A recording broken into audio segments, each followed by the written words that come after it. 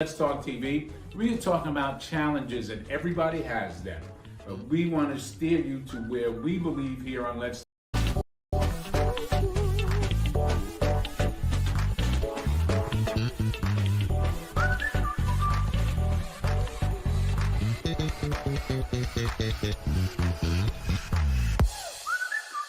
Talk TV. Hey everybody, have a great time here that he has given from A to Z and all letters in between. We have a great program for you this evening here on Let's TV, where the answer is Let's Talk program. So I've heard the trial, if you will, Derek Chauvin, and so jurors were unanimous in their verdict to find the former officer of Minneapolis, Derek Chauvin.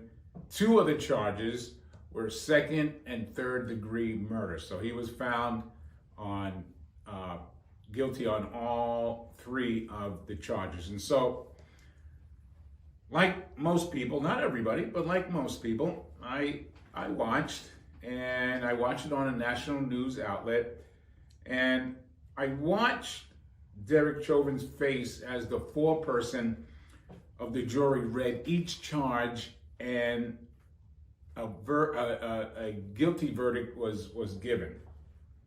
So once the judge dismissed the jury, Mr. Chauvin was led out of the courtroom in handcuffs. And so I want to ask you a question. Here's the question. Actually, I want to ask you a series of questions. What's your take on all this? Were you verdict? Was the trial fair or not fair for the one accused? Let me ask you this. Did you find yourself, and do you right now find yourself angry that it took an event like this to happen before justice prevailed? Or you may or may not feel like a tragic stain on our country's history. You know, there are deep-seated feelings on both sides of this landmark verdict. There are many people, not all, but many, a law enforcement officer trying to detain someone, that things can escalate. There are others who believe that there was no reason, there was no just cause.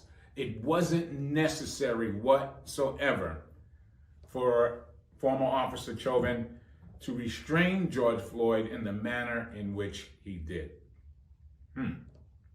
So,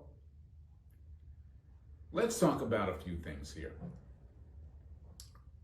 Number one, I don't want to, and I'm not going to address Derek Chauvin or George Floyd's background or upbringing, anything like that. I'm not going to do that. I want to stick right now with what brought this trial all about. What happened? Well, let me start off by saying George Floyd, Derek Chauvin have had tragic endings to their lives, both of them.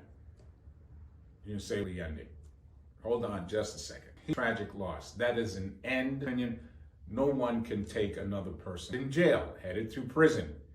And he's going to live the remainder of his life being ostracized. Listen to me.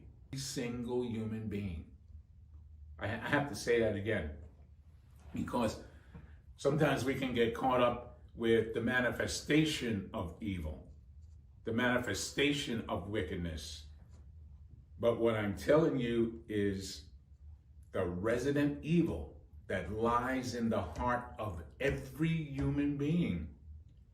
This is why we are seeing these acts. This is why we're seeing such treachery. This is why we're seeing such lack of compassion. This is why we are seeing murder firsthand. You and I are witnessing the manifestation of evil. I had to tell you